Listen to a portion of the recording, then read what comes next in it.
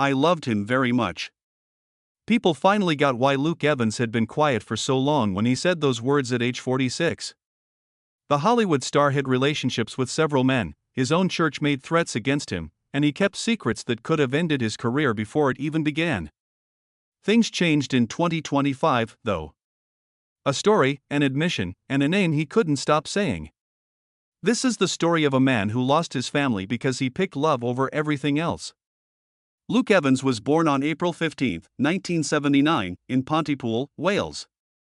He grew up in Aberbargad, a small mill village in the valleys of South Wales. His parents were poor and did everything they could to keep the lights on. He was their only kid. Yvonne, his mother, worked as a cleaner. David was his father, and he built things. In their group of Jehovah's Witnesses, even the time of his birth was important. For those close to him, the fact that he was born on Easter Sunday was a sign. But signs don't pay the rent. There wasn't much money around. The house stayed simple. And comfort wasn't the most important thing in the house. There were rules. Everything was shaped by those rules.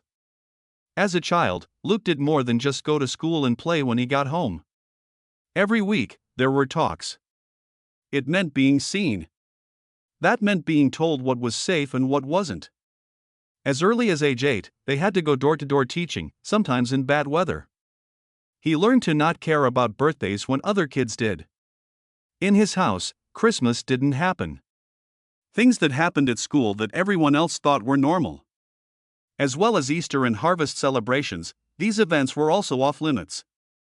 It could be a problem even with music.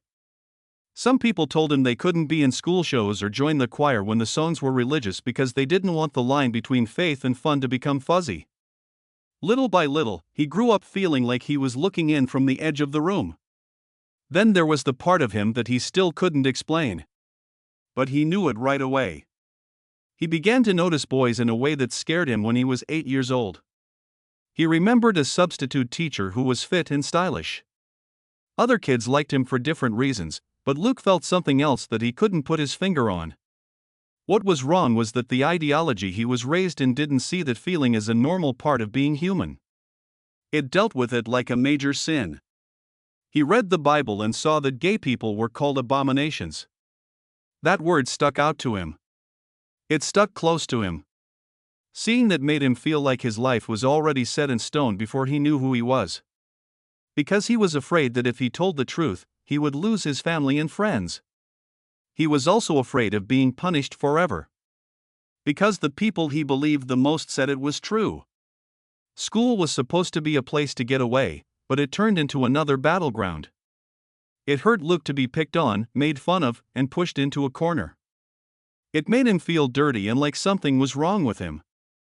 In math class, the only open seat was next to him, but a boy wouldn't sit down, looking like he was going to catch something. Sometimes things like that don't end when the bell rings. They hold on to you. They teach you to get smaller. The worst part was that he thought he couldn't even tell the truth at home. He felt bad about the things people were calling him, and he was afraid that the faith that ran his home would use his pain as another reason to judge him. He felt all of that, but there was still a part of him that was trying to breathe. His singing was big, and he loved being on stage. But the world that told him to obey also told the parts of him that wanted to be on stage to be quiet. He tried to hide his skill as much as possible. He sang at home, alone, or anywhere else he felt safe for a short time. And that split became his everyday thing. One Luke who was outside, did what everyone else did, and tried not to be seen. There was another Luke inside who wanted to sing, be seen, and stop lying with his eyes and body. As his teen years went on, he began to understand something painful. He had to put the church ahead of his own life in order to stay in the Jehovah's Witness world. It put the people he loved in danger too. Because telling the truth could have gotten him kicked out of school and made him look bad in front of his parents. So he hid for years, partly because he was scared and partly to keep them safe. It costs something to hide. It slowly eats away at your days. And he finally lost it. He stopped going to church and school when he was 16. It wasn't a big protest. He took a long time to make up his mind because he felt ashamed, scared, and knew he couldn't keep lying forever. He would be leaving the only group he had ever known. It meant starting a life that didn't have a clear plan. Even so, staying would have meant lying, and he could no longer do that. After that, life came first and dreams came second. He left the place where he grew up and went to Cardiff. Then, when he was about 17, he moved to London, but he had almost no money or ties there. If you go to London by yourself, it can swallow you up. He had a simple life. He shared small apartments and did odd jobs to make ends meet. He worked as a waiter. He did the work that was given to him.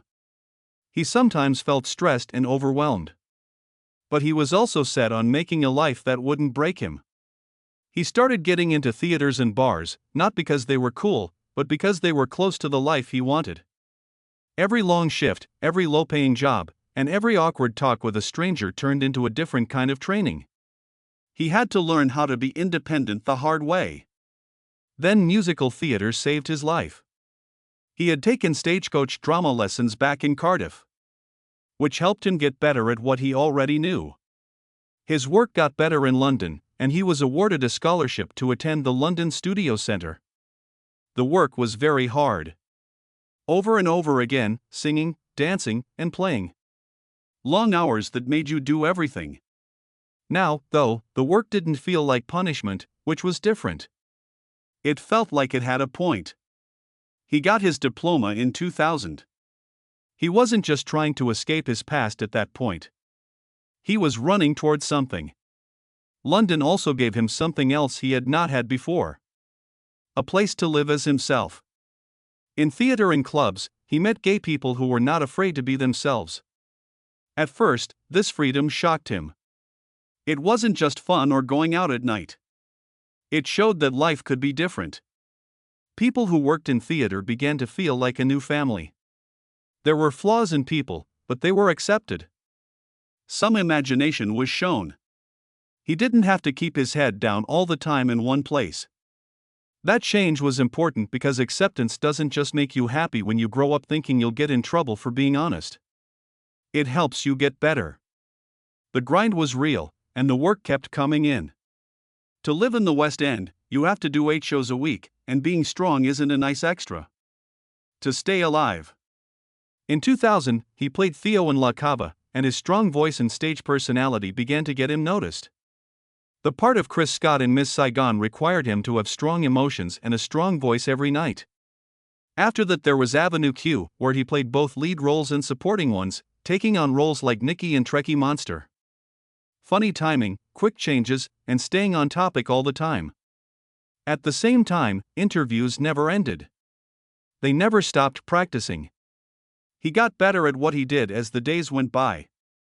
Another big event happened in 2002. He was chosen to play Billy James in Boy George's show Taboo, which opened in London's West End at the Venue Theatre. The show was a lot like the dark and shady club scene of the 1980s, and Luke stuck out with a real sense of energy.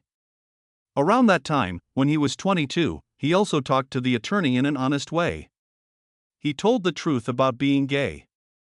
Everyone knew I was gay, and I never tried to hide it in London, he said. People paid attention for more than one reason because artists who were trying to move up didn't usually be that honest.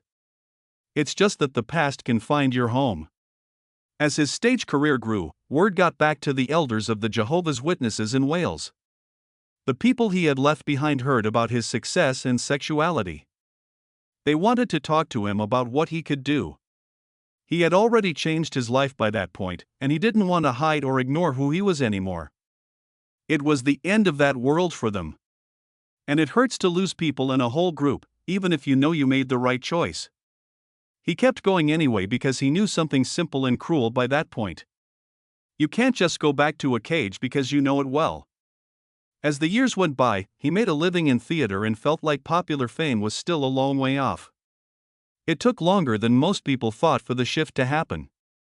He got the part of Apollo in Clash of the Titans in 2010, when he was 31 years old. The movie made $493 million worldwide. It was his first big movie, and it quickly changed his life. He played Aramis in The Three Musketeers in 2011. working with a big cast and a big show for weeks while learning how to fight with a sword and ride a horse. Around the same time, he played Zeus in Immortals. He had to work hard to get the mythical look of players like Henry Cavill. He had to show what he could do quickly because starting late can make you feel like a clock is ticking in your ear. He even said that he was glad he had been going to the gym before these roles because quickly, the parts needed a body that looked like it belonged in a myth. Then came the part that made him famous all over the world. He was cast as Bard the Bowman in the Hobbit series in 2012. Every day, he practiced shooting for hours so that he could move and shoot like a pro. Over the course of 18 months, the series was shot in New Zealand. This meant long days on set with heavy costumes and makeup. And work all the time. The movies made over $2.9 billion around the world, and all of a sudden, he wasn't just a recognized actor. Fans from all over the world knew who he was. After the pressure, there were conventions and interviews, but there were also chances. He became a Fast and Furious star in 2013 with the movie Fast and Furious 6 as Owen Shaw. For the job, you had to do a lot of physical training. He learned martial arts, how to use weapons, and how to do stunts with cars while working with stunt directors for months. There was a lot of action, and there were scenes where a specially made truck flipped cars through the air. A fight scene with Dwayne Johnson left him with a cracked tooth. He did many of his own moves. The movie made more than $788 million around the world. And he was set in his place in the world of action. After that, he took charge. He starred in Dracula Untold in 2014 and trained for months to keep his body in shape for parts where he didn't wear a shirt. He stuck to tight schedules and would sometimes work out for 2 to 3 hours a day. The making of the movie pushed him, with action scenes based on the idea of fighting more than 80 men in a single hallway. He did many of the same tricks again. There are sword fights, dances, routines, and everything else.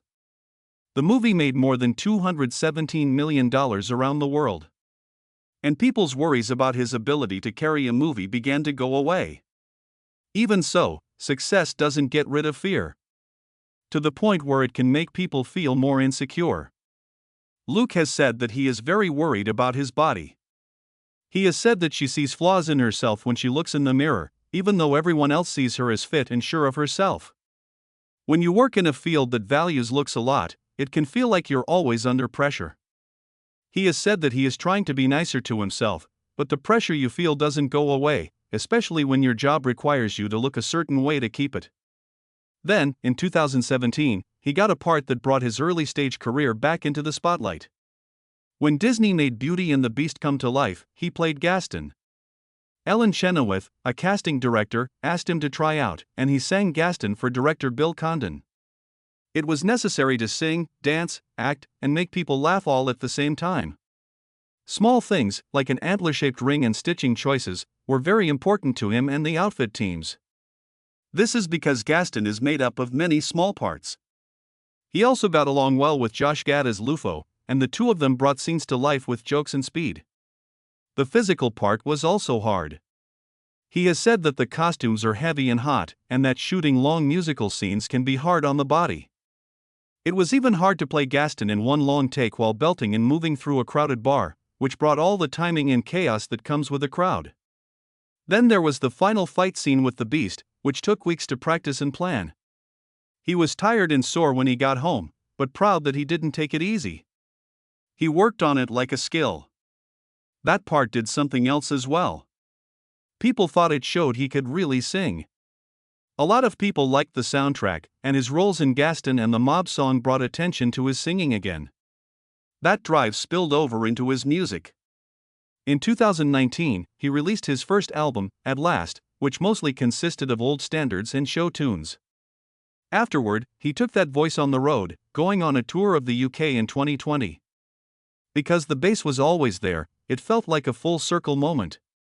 It took years of practice, years of live shows, and years of learning how to hold a room. Luke Evans became serious about music when his first studio record, At Last, came out on November 22, 2019. It showed people a side of him they hadn't heard before. He had been acting on stage and screen for years, but this time, he wanted his voice to be the most important thing. The record was made at SARM Studios in London, and he worked closely with producer Steve Anderson, whose name is linked to Kylie Minogue and the Pet Shop Boys. Then he took it to a whole new level by adding the Royal Philharmonic Orchestra. This made the sound bigger, warmer, and more movie-like without losing its human edge. The track list had 12 songs, and he chose covers of songs that already had a lot of feeling in them. He then gave them his own weight and tone. Songs like Changing and Show Me Heaven were not seen as safe throwbacks. You talked about them like they were old, painful stories that still matter.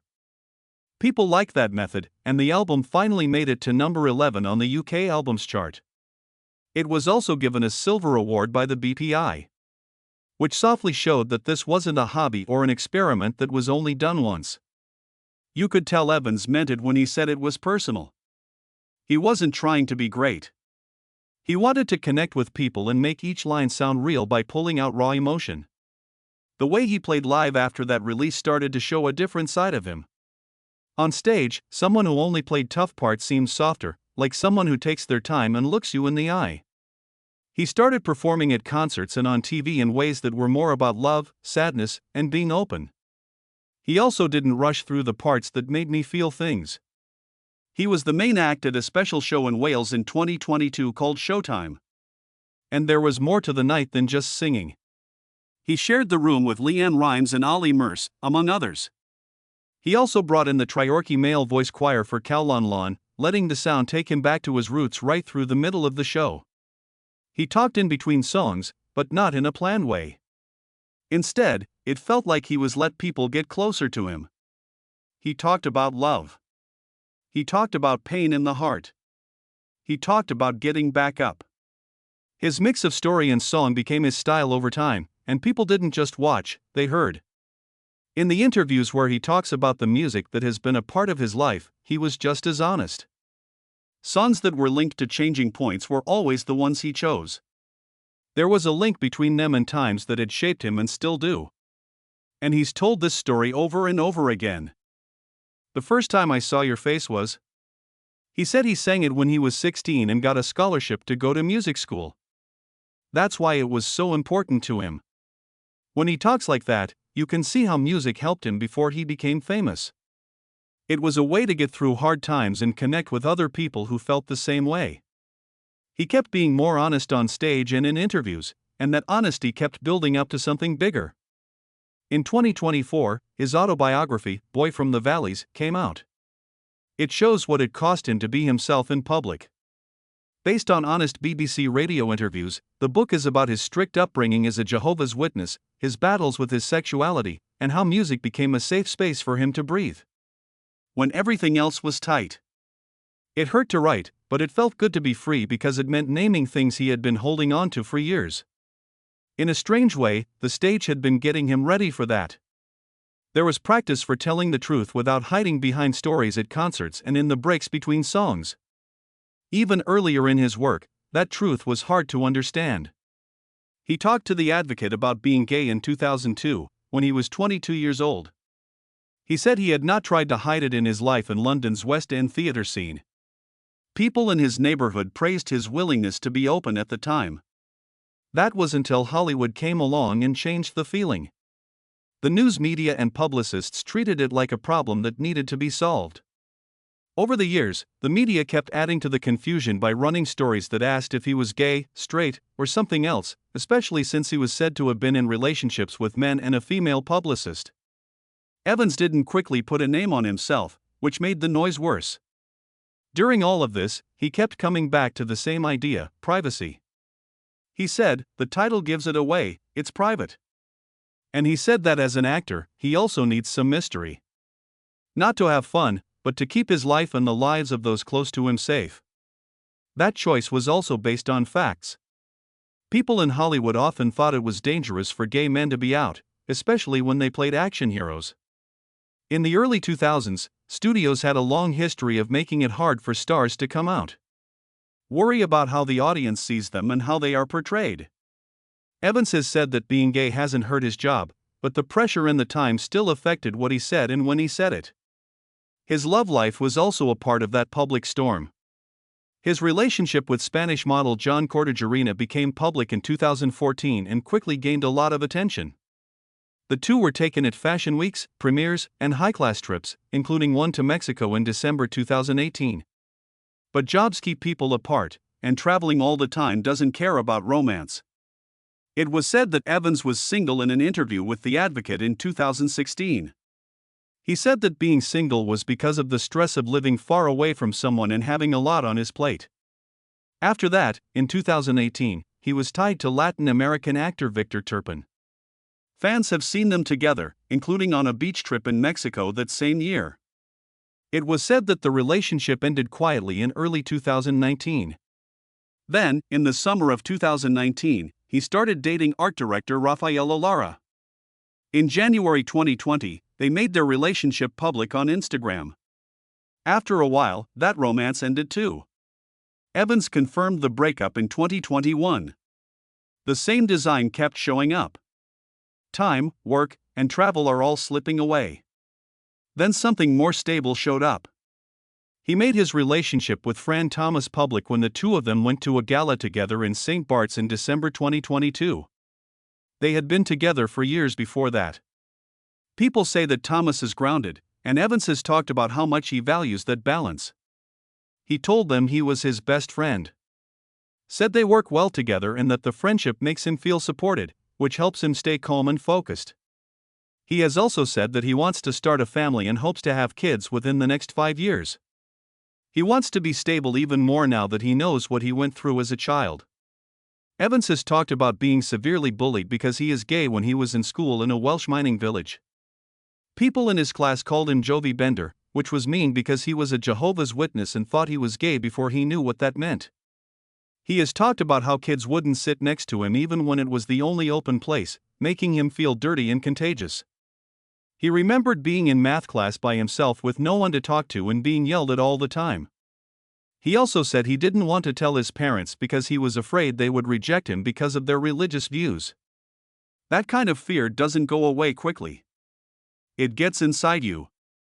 He wrote that when he was a child, he started to look at his voice, his habits, and his body language to try to figure out why he was being picked on.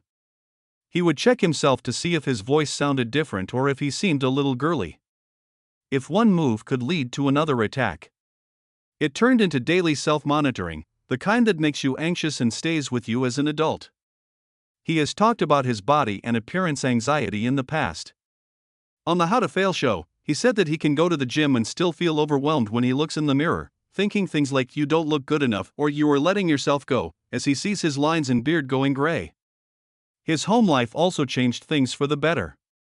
He has said that church leaders told his parents to stop talking to him after he became popular and came out as gay. In front of the congregation, his father pushed back with a direct defense that showed real love. He asked who put gas in the car, paid for the power, and put food in the fridge, and then he pointed out that it was their son. That moment was important because it showed that the bond was strong, even though there was pressure from all sides. Evans took more charge of the story that people kept trying to write for him over time. He has done more advocacy work and given more interviews. He has also used his book to reclaim his story in a fuller way, showing the line between being honest and protecting yourself. Instead of making it look easy. He talked on BBC Radio Wales in November 2024 about growing up gay in a strict Jehovah's Witness family in South Wales and how he hid parts of himself for years to keep his family from being rejected. In April 2025, his autobiography, Boy from the Valleys, My Unexpected Journey, came out. He has told his story as one of hope and strength, saying that even though he was picked on as a child in a small village, he fought for his identity and his goals and is now happy. Then it goes back to that calmer future he keeps talking about, being a dad. In talks around July 2025, he said that he wants to have a child in the next 5 years and that he is finally ready at age 46. It's better for you emotionally and financially to slow down and focus on having kids. He has said that he is thinking about adoption and surrogacy, and that building his business first made him feel ready for what's next.